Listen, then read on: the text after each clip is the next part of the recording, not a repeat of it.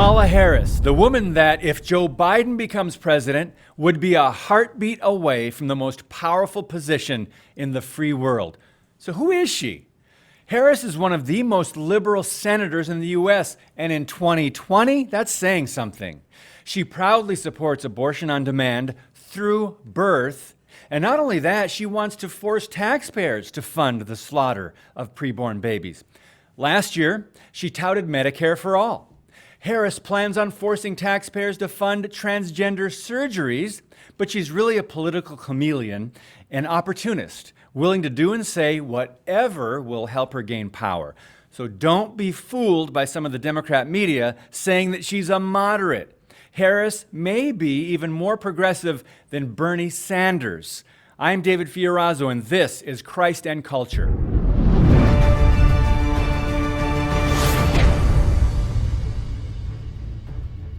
Kamala Harris is just one election away from becoming vice president of the United States. She was raised Hindu and her husband is Jewish. Her mother, Shyamala, is from India, her father from Jamaica. They met as graduate students at, drumroll, the far-left University of California, Berkeley. Now, the name Kamala means lotus in Sanskrit and is another name for the Hindu goddess of wealth and prosperity known as Lakshmi. Now, it's common knowledge that Kamala Harris began her career in an adulterous affair with former San Francisco Mayor Willie Brown, who then appointed her to at least one position in government. Brown was 60 years old and Harris was just 29 at the time. So Kamala Harris, the strong, outspoken feminist candidate talking about the year of the woman, had a little help in her early career. Interesting. Now, a PAC called Women Speak Out already have an ad running in 7 battleground states blasting Biden and Harris as, quote, pro-abortion fanatics.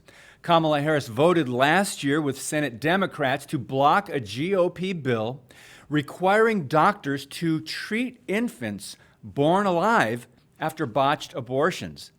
Just let the baby die on the table. Wow. Many faith leaders are speaking out in the hopes of informing voters that the 2020 Democrat ticket of Biden-Harris is the most pro-abortion presidential campaign in history. President of Samaritan's Purse, evangelist Franklin Graham, said, as a follower of Jesus Christ, he is pro-life and believes every life is precious to God, and that the extreme abortion-on-demand ticket of Biden-Harris should be a great concern to all Christians. Southern Baptist Theological Seminary President Albert Mohler said Harris consistently has chosen the sexual revolution over religious liberty. More on that in a minute. National Director of Priests for Life, Father Frank Pavone, stated this: Democrat extremism doesn't end with abortion. In this election, voters will choose between a free market or socialism, prosperity or a ruined economy, a secure nation or open borders, the Constitution or judicial tyranny. Kamala Harris has even gone so far as to compare ICE to the KKK and seems to be unapologetically catering to her hard-left, anti-Christian base. She supports the Green New Deal and mandatory gun buybacks. It almost makes sense that Biden picked her as a running mate at this time in political history. During a Democrat debate last year, Harris responded to a question saying that as president, she would use the Justice Department to strike down state pro-life laws. That means she would abolish laws that were enacted by legislators who were duly elected by the people. When she announced her run for president, by the way, journalist David Daleiden of the Center for Medical Progress tweeted this: "It's a bad joke for Kamala Harris to say she's running for, quote, truth, justice, decency, equality, freedom, democracy, when she weaponized the powers of law enforcement to attack my First Amendment civil rights as a citizen journalist at the bidding of her PPAC donors and backers," end quote. So in 2016, as California Attorney General, Kamala Harris personally met with executives from Planned Parenthood and ordered a search warrant to steal David Daleiden's videos and documents. Now, California law protects citizen journalists, but the heavily armed raid was carried out anyway at his home at 6 in the morning. The lead investigator under Harris at the time testified that he did not examine the evidence, but simply did what he was instructed to do by the AG's office. And here's your takeaway. Kamala Harris launched an investigation not into the trafficking of aborted baby body parts, which is a federal crime, but into the citizen journalists who exposed the corruption. Harris has received over $81,000 from Planned Parenthood so far. And get this, the abortion giant is spending $45 million to help elect Democrats in November. It's astounding they still receive federal funding.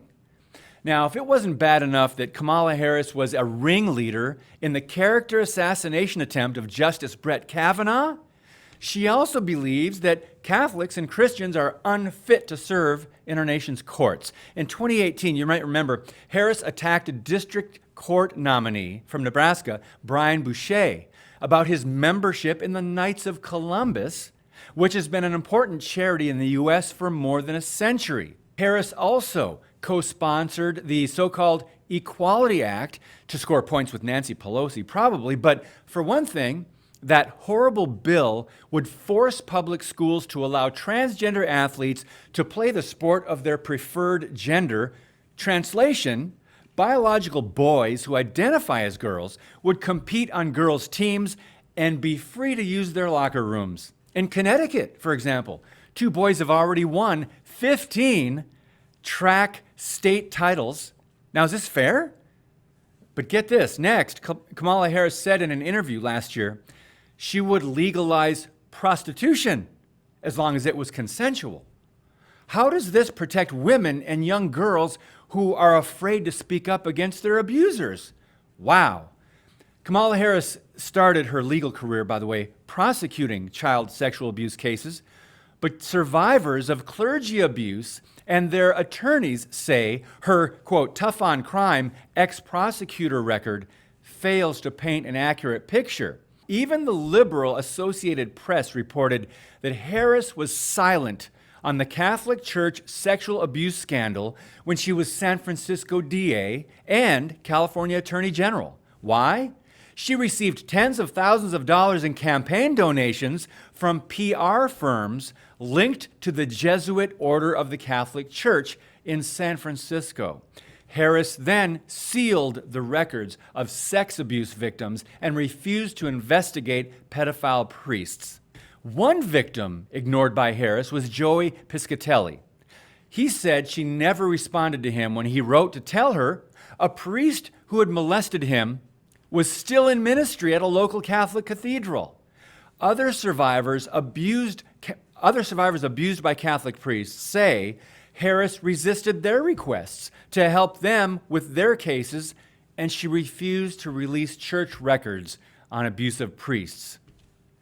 In 2015, you may remember Mexican national, deported felon Jose Inez Garcia Zarate shot and killed Kate Steinle on a San Francisco pier. What did California Attorney General Kamala Harris do? She defended sanctuary city policy. Then, Saeed Farouk and Tashfeen Malik killed 14 people and wounded 22 in San Bernardino, California.